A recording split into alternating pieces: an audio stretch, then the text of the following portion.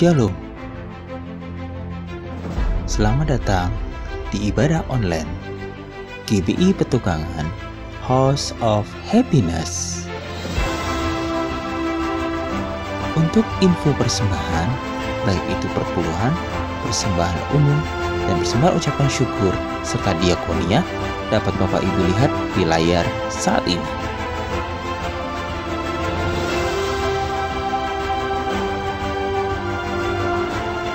Untuk tertib administrasi, bukti persembahan mohon difoto lalu dikirimkan melalui WhatsApp ke nomor 0822 9900 8683. Akhirnya, kami mengucapkan selamat beribadah.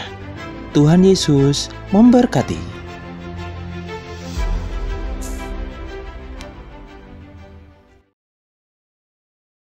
Shalom saudara sekalian, pada kesempatan kali ini kita akan membahas 3 pilar Pentakosta ketiga. Nah, salah satu karakteristik daripada umat Pentakosta adalah mereka menekankan akan tuntunan Tuhan di dalam kehidupan sehari-hari.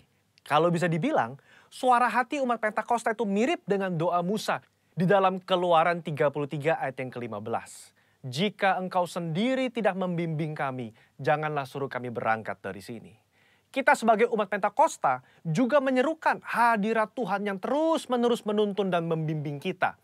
Sebagaimana Musa memerlukan tuntunan Tuhan dalam kesehariannya di Perjanjian Lama, kita juga melihat bagaimana gereja mula-mula dalam Perjanjian Baru melibatkan tuntunan Tuhan di dalam mengikuti kehendak dan rencana Tuhan. Di dalam Kisah Rasul pasal yang ke-15, kita melihat bagaimana gereja mula-mula menghadapi masalah ketika bangsa yang bukan Yahudi bertobat, menerima karunia keselamatan, menerima karunia Roh Kudus. Masalah timbul ketika beberapa orang Yahudi yang telah menjadi percaya berkata, orang-orang yang bukan Yahudi ini harus disunat, diwajibkan untuk mengikuti seluruh hukum Taurat. Bagaimana gereja mula-mula pada waktu itu mengikuti tuntunan Tuhan dalam permasalahan yang penting ini? Mereka mengikuti tuntunan Tuhan lewat 3 pilar, yaitu pilar Roh Kudus, pilar komunitas, pilar firman Tuhan. Lewat ketiga pilar ini, gereja mula-mula akhirnya dapat menerima bahwa bangsa yang bukan Yahudi telah menerima keselamatan dan juga karunia Roh Kudus. Mereka tidak lagi perlu disunat dan tidak perlu melakukan seluruh hukum Taurat. Bagaimana dengan gereja Tuhan pada zaman now mengikuti tuntunan Tuhan tentang Pentakosta ketiga? Kita pun mengikuti tuntunan Pentakosta ketiga menggunakan ketiga pilar ini. 3 pilar inilah yang menjadi acuan penafsiran orang Pentakosta. Mari kita simak bersama. Yang pertama, pilar Roh Kudus. Kita melihat bagaimana kuasa Roh Kudus di Pentakosta yang pertama itu luar biasa. Dalam Kisah Rasul pasal yang kedua, Petrus berkhotbah, 3.000 orang diselamatkan. Bahkan dalam waktu 100 tahun pertama, 70% dari dunia yang dikenal pada saat itu menjadi Kristen. Tetapi amanat agung belum tuntas. Roh Kudus terus berlanjut di Pentakosta yang kedua di Azusa Street, yang menghasilkan kira-kira 700 juta jiwa. Namun amanat agung juga belum selesai. Karena itulah karya Roh Kudus berlanjut dengan Pentakosta ketiga sekarang di Indonesia. Pentakosta ketiga inilah yang akan menuntaskan amanat agung dan membawa penuaian jiwa yang terbesar dan terakhir sebelum Yesus datang kembali. Haleluya. Yang kedua, pilar komunitas orang percaya. Kita lihat bahwa tuntunan Pentakosta ketiga tidak diklaim seorang diri saja, melainkan telah didoakan, dikonfirmasi, disaksikan oleh kaum Pentakosta secara global yang diwakili oleh Empower 21. Kalau saudara ingat, di Empower 21, gembala sidang dan pembina kita menggaungkan visi Pentakosta ketiga di hadapan bangsa-bangsa. Mereka mengaminkan, menerima, mengkonfirmasi, membawa api Pentakosta ketiga kembali ke negara mereka. Pilar yang ketiga, pilar firman Tuhan. Tuntunan Pentakosta ketiga itu diawali ketika gembala sidang dan pembina kita mendapatkan firman Tuhan pada tahun 2009. Aku datang segera dari Wahyu 3:11 dan dari Yoel 2:28. Kemudian daripada itu akan terjadi bahwa aku akan mencurahkan rohku ke atas semua umat manusia. lama Tuhan tidak berbicara apa maksud dari kedua ayat ini. Tetapi 4 tahun berikutnya, pada tahun 2013, Tuhan berbicara. Yang aku maksudkan dengan pencurahan Roh Kudus itu adalah Pentakosta ketiga. Nah, melalui firman Tuhan ini, kita menangkap pesan profetik bahwa akan ada pencurahan Roh Kudus besar-besaran ke atas seluruh umat manusia sebelum kedatangan Yesus kali yang kedua. Jadi bisa kita simpulkan, Pentakosta ketiga itu yang pertama, telah mengikuti tuntunan daripada Roh Kudus, telah dikonfirmasi oleh komunitas Pentakosta secara global, dan didasari oleh firman Tuhan, khususnya Yoel 2 ayat 28-32. Saya berdoa agar saudara diberi pengurapan daripada Roh Kudus untuk bisa mengikuti tuntunan Tuhan di hari-hari terakhir ini. Mari kita semua menjadi messengers of the third Pentecost. Haleluya, Tuhan Yesus memberkati.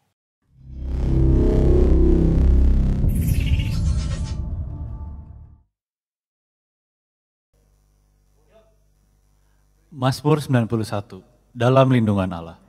Orang yang duduk dalam lindungan yang maha tinggi dan bermalam dalam naungan yang maha kuasa akan berkata kepada Tuhan, tempat perlindunganku dan kubu pertahananku, Allahku yang kupercayai. Sungguh, dialah yang akan melepaskan engkau dari jerat penangkap burung, dari penyakit sampar yang busuk. Dengan kepaknya ia akan menudungi engkau, di bawah sayapnya engkau akan berlindung. Kesetiaannya ialah perisai dan pagar tembok. Engkau tak usah takut terhadap kedahsyatan malam, terhadap panah yang terbang di waktu siang, terhadap penyakit sampar yang berjalan di dalam gelap, terhadap penyakit menular yang mengamuk di waktu petang. Walau 1.000 orang rebah di sisimu dan 10.000 di sebelah kananmu, tetapi itu tidak akan menimpamu.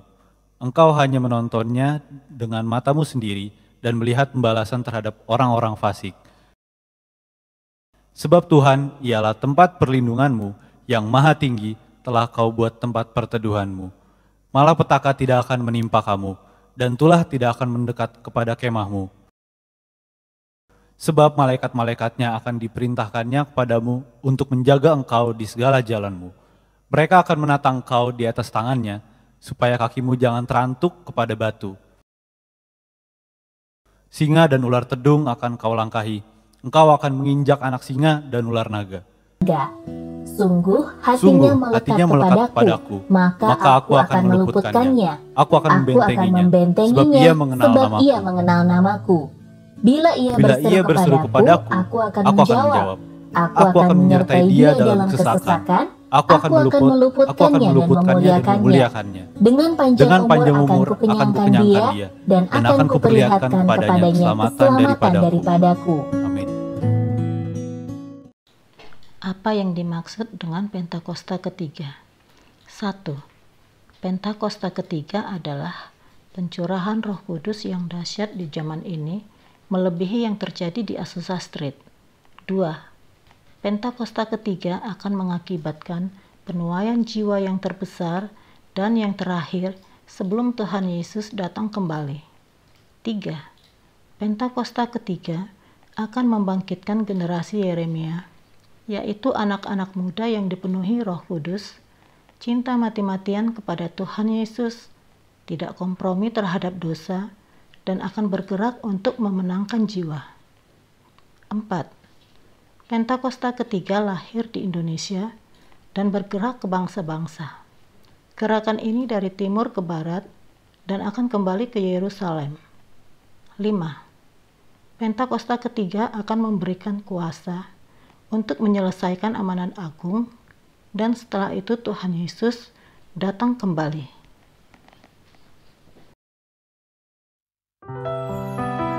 Shalom jemaat Tuhan. Tangan Tuhan tidak kurang panjang, cukup menjamah kita semua dimanapun kita berada. Apapun kondisi kita, apapun keberadaan kita, biarlah sukacita surga boleh melimpah atas kita semua. Karena sukacita dari surga yang mampu memberikan kita kekuatan untuk boleh mengatasi setiap badai di dalam hidup kita.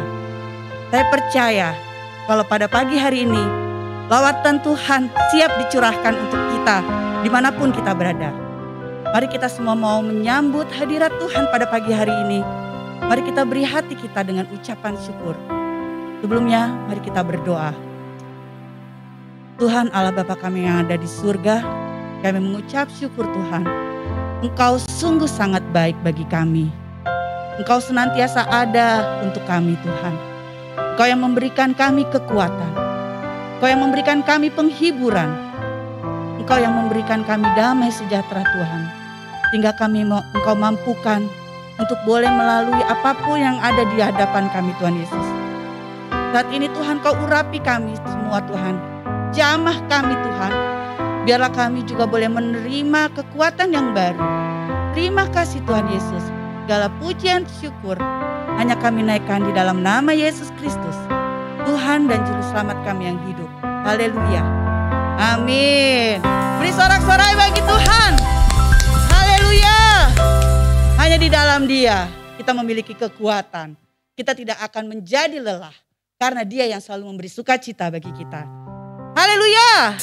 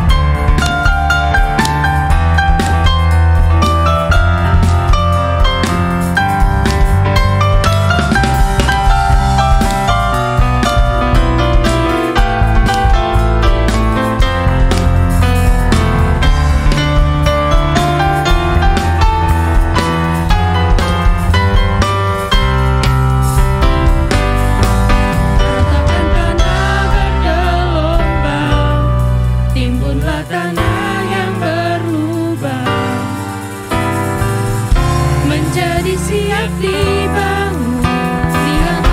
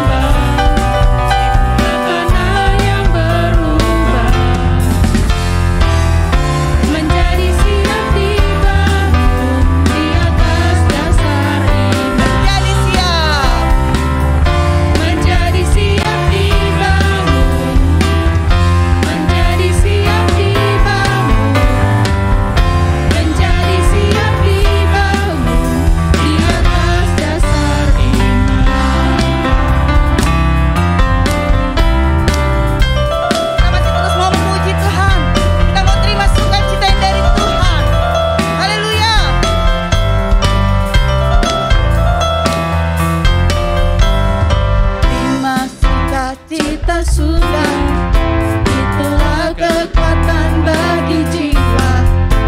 Ku dapat rasakan kasih-Nya di tengah badai yang bergelora.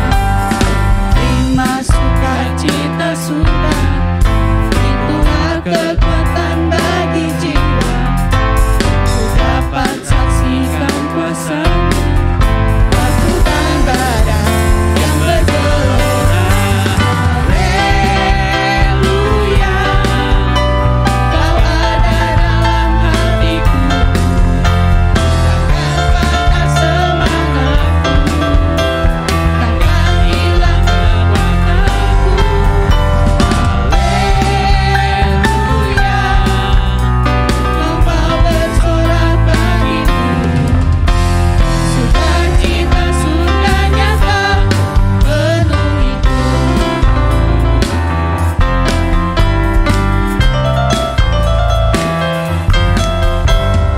Terima sukacita sudah, itulah kekuatan bagi jiwa.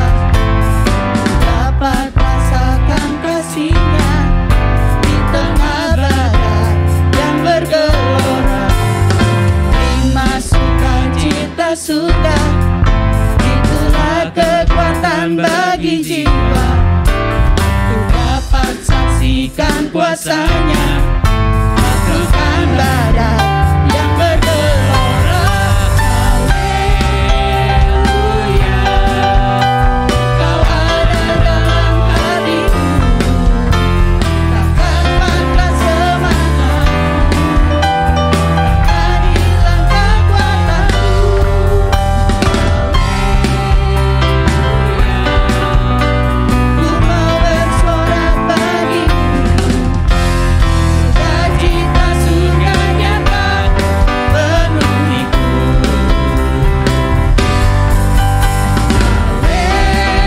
Haleluya, Kau ada dalam hatiku, takkan patah semangatku, takkan hilang kekuatanku. Haleluya, Ku mau bersorak bagimu, sukacita sudah nyata penuhiku.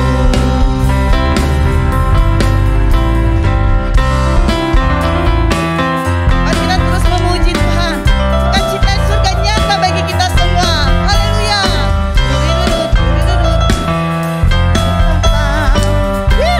Haleluya. Terima sukacita sudah, itulah kekuatan bagi jiwa. Ku dapat rasakan kasih-Nya di tengah badai yang bergelora. Terima sukacita sudah, itulah kekuatan bagi jiwa. Ku dapat saksikan kuasa-Nya lakukan badai yang bergelora. Haleluya, Kau ada dalam hatiku, katakan yes, takkan hilang kekuatanku.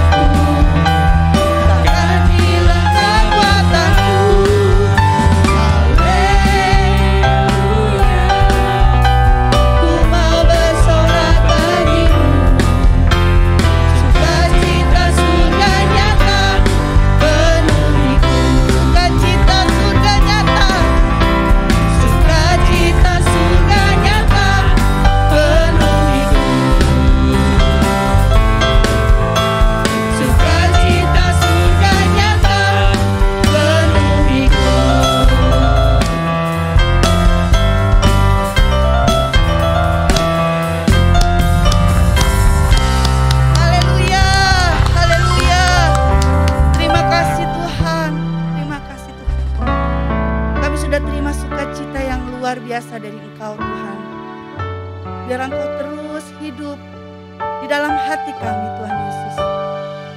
Biarlah kami boleh terus memandang Engkau sebagai Tuhan dan Juru Selamat kami yang hidup.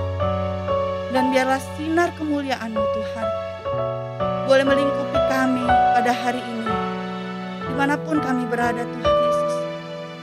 Biarlah Engkau yang membungkus kami Tuhan, karena kami mau tinggal diam di bawah kaki-Mu. Kami mau merasakan kasih-Mu lebih lagi Tuhan. Haleluya Tuhan.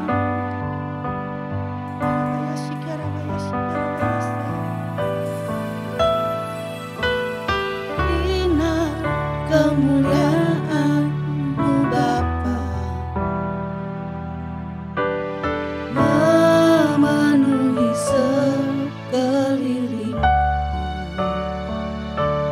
Ku rasakan hadirat-Mu yang tenggelamkan jiwaku. Ku ingin datang tinggal bersama-Mu. Sinar kemuliaan-Mu Tuhan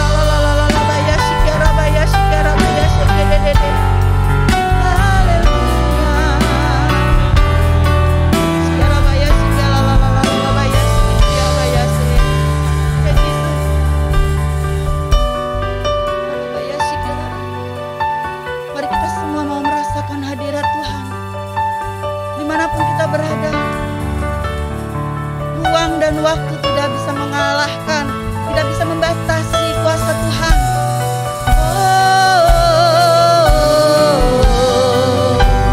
Mari kita rasakan, kita undang Yesus lebih lagi. Oh haleluya. Oh ya labaya shikara labaya se. Jesus, we need you Lord, we need you Lord. Ya labaya shikara labaya shikara labaya se. Oh labaya shikara labaya shikara labaya se. Oh labaya shikara labaya shikara. Katakan, katakan. Sinar kemuliaan, yes Jesus. Penuhi kami Tuhan, penuhi kami Yesus. Oh Jesus. Rabaya shikara labaya shikara maya se.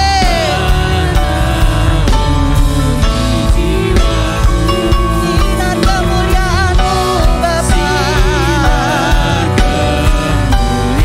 Oh rabaya shikara maya Jesus. Oh nama Yesus, nama Yesus. Oh rabaya shikara maya se. Jesus, Jesus, Jesus. Engkau tetap di sini Tuhan. Tuhan tetap di sini. Yes Jesus. Menikmati baik-Mu. Ku ingin tetap di sini dan memandang indah wajah-Mu, dan memandang-Mu Tuhan, dan memandang indah wajah-Mu. Yes Jesus, dan memandang indah wajah-Mu.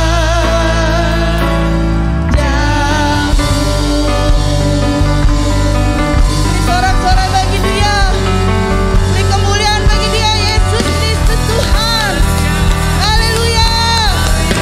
Dia sungguh baik, Dia sungguh ajaib. Haleluya. Rabaya shikara labaya shikere. Oh rabaya shikara labaya Jesus.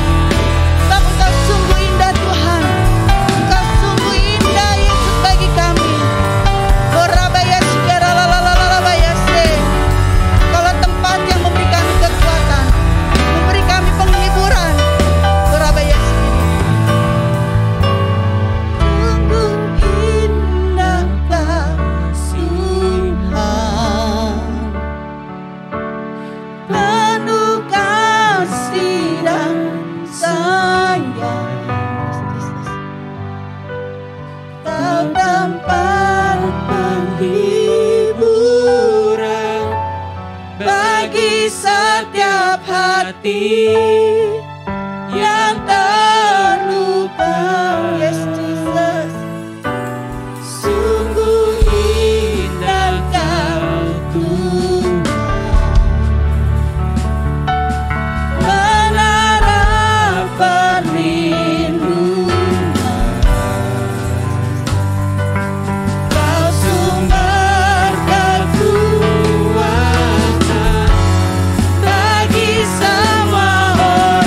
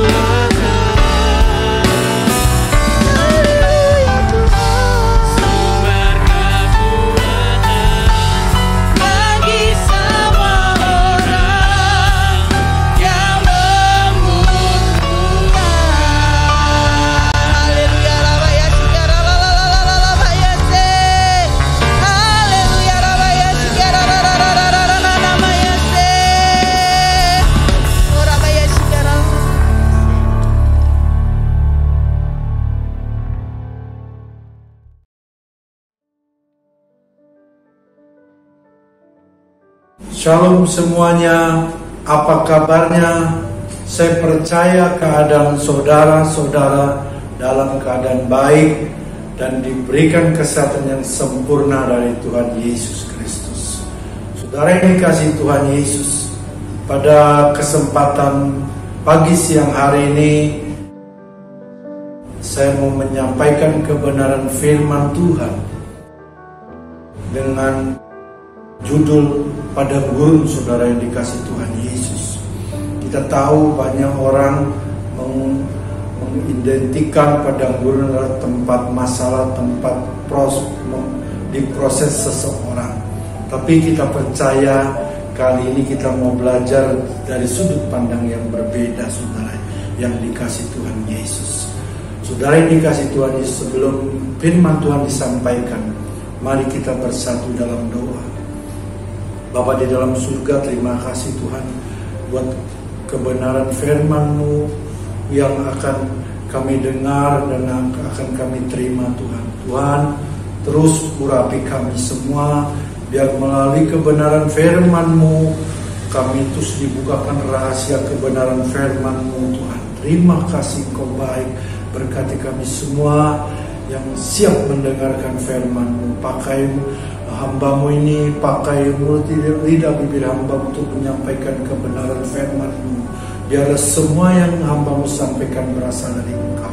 Terima kasih Tuhan Yesus, Kau baik, Kau sungguh baik, Kau sangat baik. Terima kasih dalam nama Tuhan Yesus Kristus. Semua yang percaya diberkati Tuhan, mari sama-sama katakan amin. Saudara yang dikasihi Tuhan Yesus, jadi ada orang berkata, saya sedang mengalami masa-masa sulit dalam hidup, saudara. Kita beri jawaban, oh ya nggak apa-apa, kamu harus bertahan karena kamu sedang ada di padang gurun, saudara. Wow, keren kata-kata yang menguatkan, saudara. Lalu kata padang gurun diidentikan seperti kesulitan atau masa yang sukar. Saudara yang dikasihi Tuhan Yesus, setiap kali kita mengalami kesulitan, artinya kita sedang ada di padang gurun. Pertanyaan, apakah pandangan ini benar?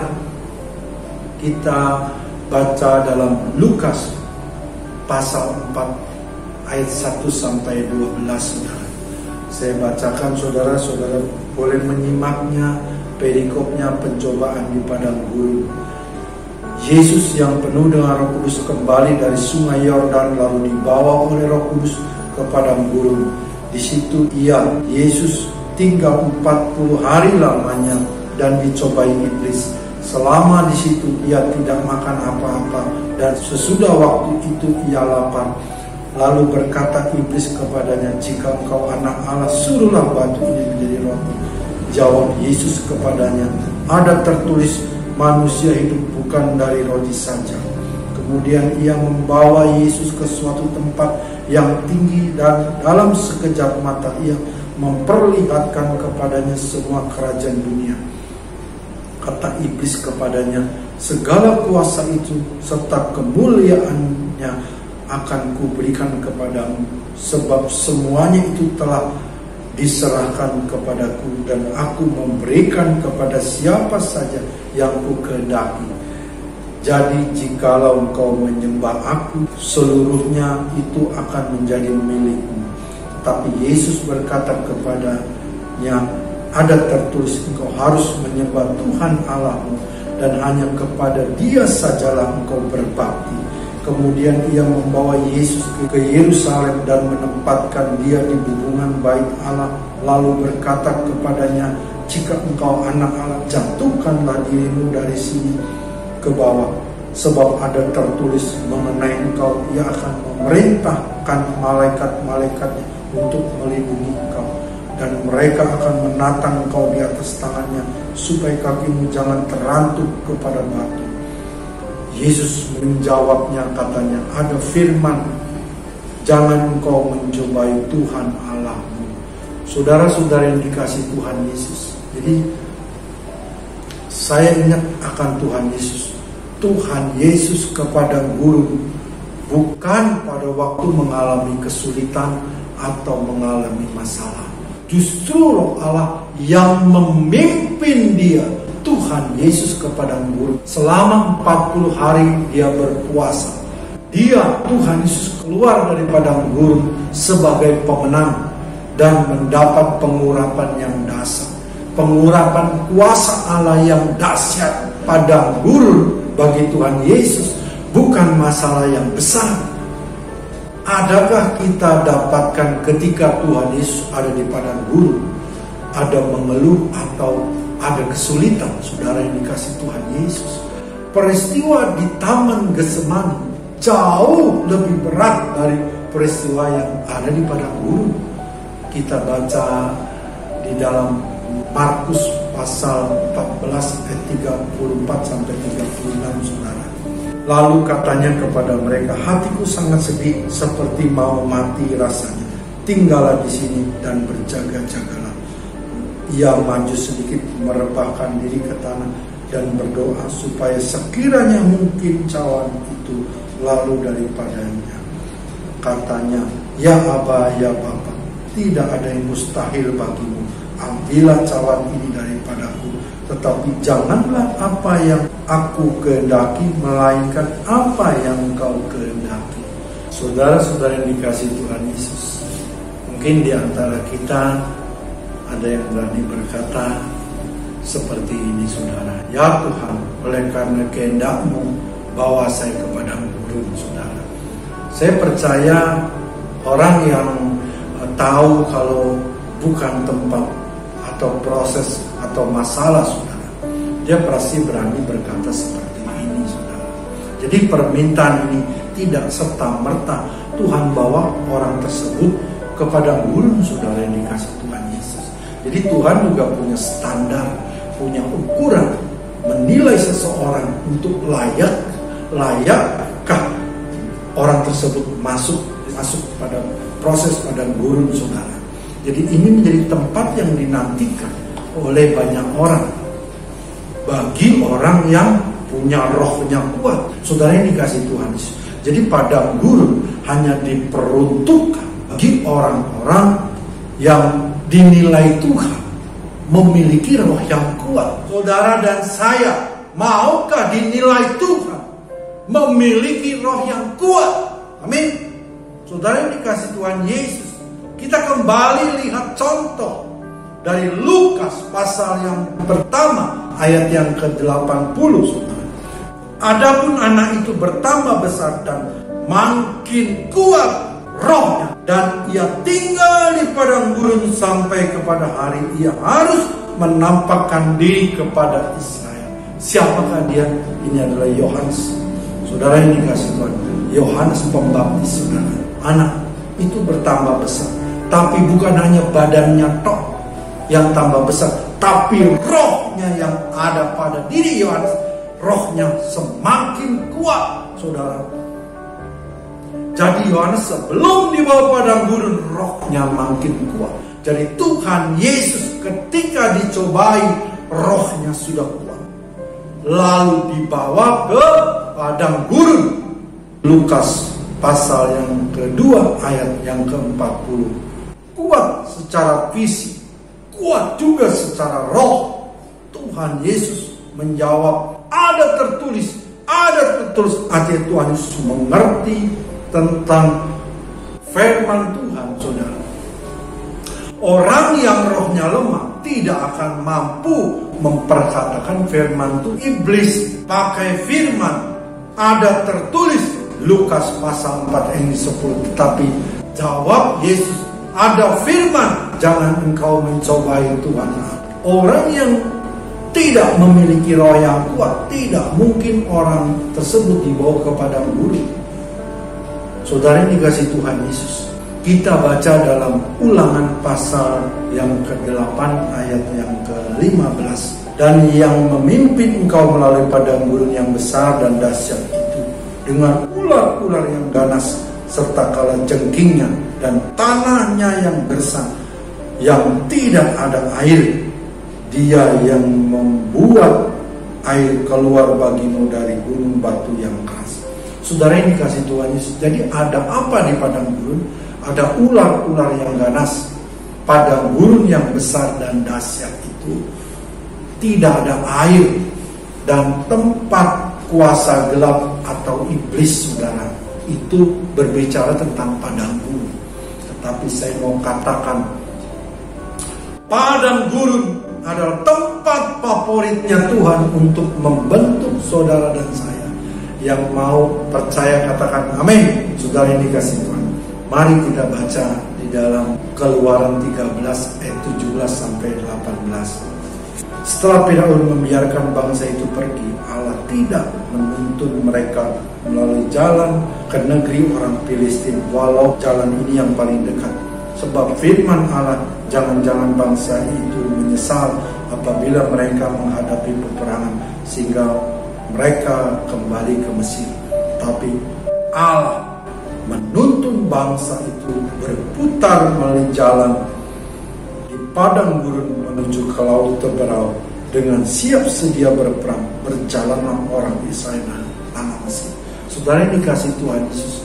Jadi berbicara tentang padang gurun, yang pertama adalah berbicara tentang bangsa Israel, saudara. Yang kedua tentang Yohanes, saudara.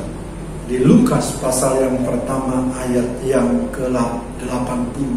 Yang ketiga tentang Yesus, Lukas pasal 4 ayat yang pertama, saudara. Jadi saya lebih setuju padang gurun adalah tempat lompatan dan juga tempat pembentukan karakter saudara dan saya untuk menjadi seperti Yesus. Karena di padang gurun kita tidak bisa berharap atau minta tolong kepada siapa-siapa selain bergantung dan berharap kepada Tuhan. Setelah Tuhan Yesus menang dalam proses di padang gurun, maka kembalilah Tuhan Yesus ke Galilea dengan tanda-tanda yang luar biasa terjadi pada Tuhan Yesus. Yang pertama, dalam kuasa roh, penuh dengan Roh Kudus. Yang kedua, tersiar kabar tentang dia, tentang Tuhan Yesus. Kabar baik tentang yang Tuhan Yesus sampaikan. Mengajar di rumah-rumah ibadat, memiliki hikmat yang luar biasa yang Tuhan Yesus miliki. Semua orang memuji dia, semua orang memuji Tuhan Yesus. Semua dia adalah akibat itu menang di fase padang gurun. Setiap orang yang mengklaim bahwa dirinya sedang ada di padang gurun, itu gampang ngetesnya, saudara. Orang itu berkata, aku udah selesai di proses di padang gurun, saudara. Maka orang tersebut hidupnya ada perubahan enggak? Terlebih ada kuasa Allah dalam hidupnya, ada kuasa Roh Kudus dalam hidupnya. Mungkin orang tersebut bisa berkata kuasanya tidak sedahsyat seperti dia, seperti Tuhan Yesus. Oke, nggak masalah tidak sedahsyat seperti Tuhan Yesus, tapi minimal ada perubahan hidup. Saudara ini dikasih Tuhan Yesus. Saya mau berikan beberapa contoh orang yang ketika di proses di fase padang gurun dia keluar sebagai pemenang, saudara. Yaitu ada perubahan hidup maupun perubahan karakter, saudara. Yang pertama adalah Yakub, saudara yang dikasih Tuhan Yesus. Dia lewati masa persiapan dengan begitu baik. Pada akhir hidupnya Yakub memberkati akan Firaun. Wow, dahsyat, saudara yang dikasih. Kita tahu siapa Yakub sebelumnya, saudara. Yang kedua, Yusuf. Dilewati masa persiapan selama 13 tahun, saudara. Wow, 13 tahun bukan masa yang pendek, bukan masa yang panjang, saudara. Membutuhkan waktu yang cukup lama, saudara. Sebagai budak, Yusuf alami. Sebagai tawanan juga Yusuf alami. Ketika Yusuf keluar, Yusuf memakai cincin pemerintahan di tangannya, menjadi orang kedua. Ada lagi contoh yang ketiga, ketika orang tersebut menang dalam proses fase padang gurun, yaitu Musa. Dia melewati masa padang gurun ketika Musa keluar dengan tongkat kuasa Allah di tangannya. Wow, banyak melakukan mukjizat saudara. Dia membelah laut Teberau dengan tongkat kuasa Allah. Dan ada satu lagi yang contoh yang dahsyat, itu Yesus. Ketika Yesus keluar, Alkitab berkata ada kuasa yang besar menyertai dia. Ketika orang tersebut berkata, aku sudah selesai di padang gurun, tapi tidak terjadi apa-apa, perubahan hidup dalam diri atau perubahan karakter, itu namanya bukan fase padang gurun. Itu bukan proses padang gurun, itu namanya pengalaman yang tidak enak. Mungkin ujian, bisa jadi ini juga dikatakan pencobaan, atau karena dosa-dosanya saudara yang dikasih Tuhan. Jadi kesimpulannya saudara, setiap orang yang telah melewati proses padang gurun, ketika orang tersebut keluar, maka kuasa Allah, kuasa Roh Kudus menyertai kehidupannya. Yang luar biasa pada dirinya ada perubahan hidup, perubahan karakter. Ini hanya dapat dilakukan oleh Roh Allah atau Roh Kudus yang membuat orang tersebut perubahan hidup atau perubahan karakter. Kita baca dalam Lukas pasal yang keempat ayat 16 sampai 20. Ia datang ke Nazaret tempat ia dibesarkan, dan menurut kebiasaannya pada hari Sabat ia masuk ke rumah ibadat lalu berdiri hendak membaca dari Alkitab.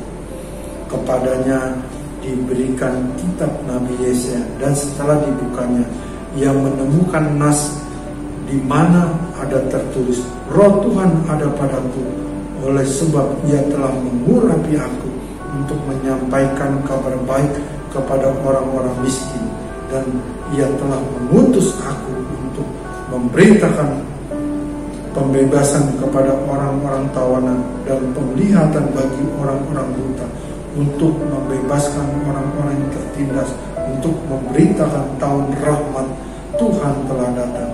Kemudian ia menutup kitab itu dan memberikannya kembali kepada pejabat, lalu duduk, dan mata semua orang dalam rumah ibadat itu tertuju kepada dia. Mengapa fase padang gurun ini penting sekali bagi orang yang memiliki roh yang kuat, saudara? Tuhan tinggal di bawah pengawasan dan bimbingan orang tuanya, yaitu Maria dan Yusuf, saudara. Tuhan dibaptis Roh Allah memenuhi dia, memenuhi Tuhan Yesus dengan roh yang sama, oleh roh yang sama juga dia, Tuhan Yesus, dipimpin kepada gurun, saudara. Dan begitu dia, Tuhan Yesus, keluar dari padang gurun, dia, Tuhan Yesus, memiliki power, kuasa Allah yang dahsyat. Banyak orang Kristen terima pengalaman baptisan Roh Kudus, tapi hasil hidupnya tidak sama dengan yang dialami Tuhan Yesus. Tadi saya sudah sebutkan, ada contoh bicara tentang Yakub, Yusuf, dan Musa. Ketika engkau mengizinkan Allah membentuk rohmu sehingga rohmu semakin kuat, maka baptisan Roh Kudus yang telah saudara terima, maka roh saudara makin kuat. Lalu kita akan dipimpin oleh roh yang sama untuk melewati proses itu, yaitu proses padang. Saudara ini kasih Tuhan Yesus, ketika roh yang ada di dalam kita makin kuat, dan firman Allah, firman Tuhan ada dalam hidup saudara dan saya, maka iblis tidak akan kuat, saudara, menghadapi saudara. Saudara ini dikasih Tuhan. Jadi berita yang pertama untuk memberitakan kabar baik kepada orang-orang miskin, saudara. Di Injil Lukas pasal yang 4 ayat yang ke-18, saudara yang dikasih Tuhan Yesus. Ketika engkau keluar dari proses padang gurun, ketika itu juga engkau menjadi pemenang. Amin. Hal yang pertama yang engkau terima, engkau alami sebagai akibat, engkau pasti diberkati. maka engkau tidak miskin lagi dan tidak perlu lagi engkau dibilang miskin. Wow, dahsyat saudara. Kalau engkau miskin, maka Allah akan memberitakan kabar baik buat Anda. Tapi karena engkau diberkati, engkau tidak miskin lagi, maka engkaulah, saudara dan sayalah yang memberitakan kabar baik kepada orang-orang miskin. Kalau engkau mengizinkan Allah membentuk rohmu untuk menjadi kuat, karaktermu seperti karakter Yesus, manusia juga manusia batinnya, saudara.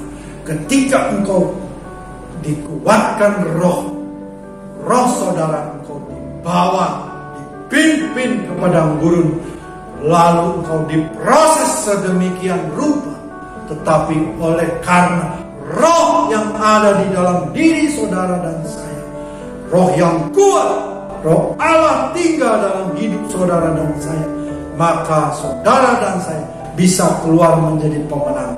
Hasil yang nyata adalah engkau diberkati, bisa berbicara dan diberkati dalam hal materi, diberkati juga dalam hal keuangan.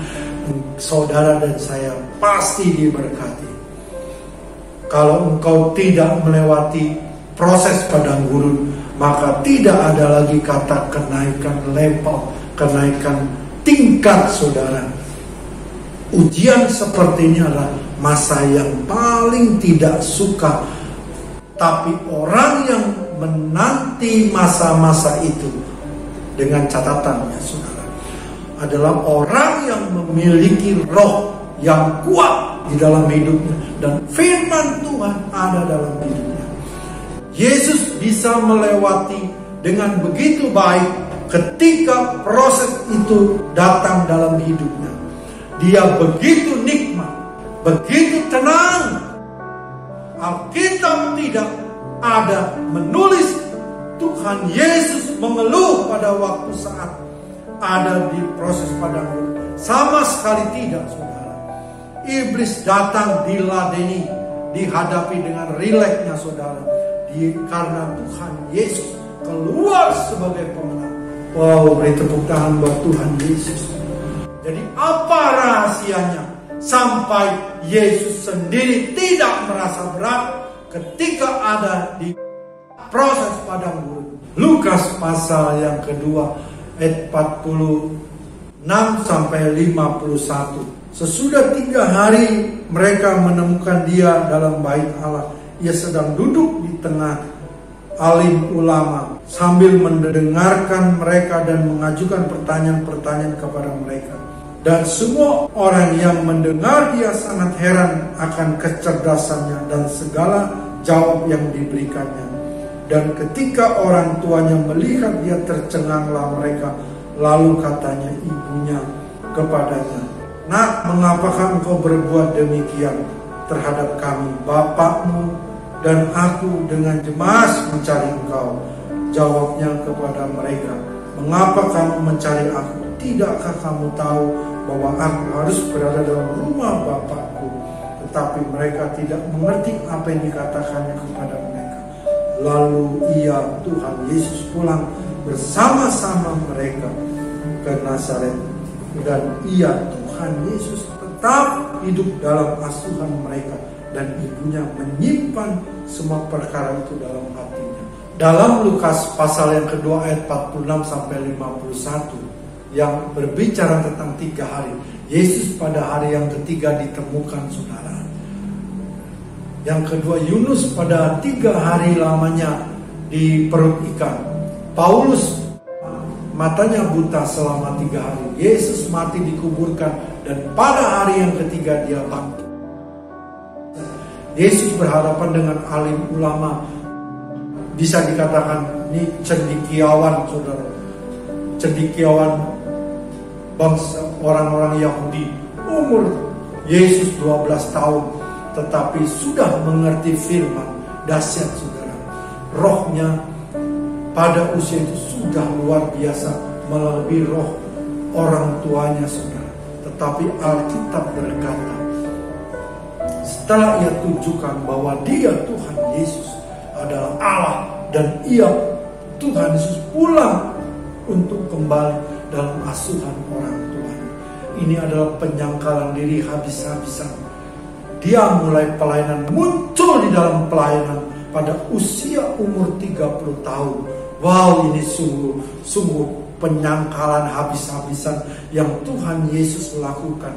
Karena Tuhan Yesus tahu belum waktunya, belum tiba waktunya saudara. 18 tahun lamanya Tuhan Yesus menyangkal diri bahwa dia Tuhan, dia Allah. Tuhan Yesus pribadi yang terbiasa hidup seperti ini. Ketika masuk dalam proses padang gurun, Tuhan Yesus tidak pernah mengalami penderitaan atau kesulitan. Wow, dahsyat saudara. Berarti kita harus contoh Tuhan Yesus saudara. Saudara yang dikasih Tuhan. Jadi kalau kita membiasakan diri untuk hidup menyangkal daging kita, menyangkal kemanusiaan kita, menyangkal ego kita, maka kita akan terbiasa masuk pada proses padang gurun dan orang lain akan berkata, begitu mudahnya engkau melewati semuanya ini, sepertinya tanpa beban dan tanpa masalah. Bukan tanpa beban atau tanpa masalah, masalah banyak sekali saudara. Tetapi karena roh yang ada di dalam diri saudara dan saya, rohnya semakin kuat dan keinginan daging dimatikan saudara. Orang yang terbiasa menyangkal kedagingannya saudara, orang itu akan mampu melewati proses padang gurun dengan luar biasa. Jadi saudara yang dikasih Tuhan Yesus, ketika daging disangkal, ketika jiwa ini disangkal, maka potensi Allah, roh yang ada di dalam kita memancarkan keluar. Dan itu yang dialami Yesus juga dialami saudara dan saya. Wow, puji Tuhan saudara. Hari ini kita belajar tentang padang gurun dengan sudut pandang yang berbeda saudara. Kita mau belajar dari Tuhan Yesus Kristus. Ketika dipimpin, dibawa ke proses padang gurun dengan catatan apa? Rohnya semakin hari semakin kuat dan firman Tuhan melekat dalam hidupnya. Wow, dahsyat saudara. Saudara yang dikasih Tuhan Yesus, firman Tuhan juga disampaikan. Mari kita bersatu dalam doa. Bapa di dalam surga, terima kasih Tuhan buat kebenaran firman-Mu pada pagi hari ini Tuhan. Kami percaya kami mendapatkan pengertian atau cara sudut pandang yang berbeda mengenai padang gurun Tuhan Yesus. Tuhan, kami tahu padang gurun merupakan tempat favorit-Mu untuk kami diproses, untuk kami memiliki lompatan rohani yang lebih dahsyat bagi Tuhan. Dan melalui padang gurun kami dirubah karakter kami, kehidupan kami Tuhan, sehingga kehidupan kami semakin hari seperti Engkau Tuhan, seperti Yesus. Terima kasih Tuhan Yesus. Berkati kami semua yang sudah mendengarkan firman-Mu, mantarikan dalam loh hati kami Tuhan, sehingga firman ini bertumbuh, berakar dan berbuah-buah dalam kehidupan kami. Terima kasih dalam nama Tuhan Yesus Kristus. Semua yang percaya diberkati Tuhan berlimpah-limpah. Mari sama-sama katakan amin.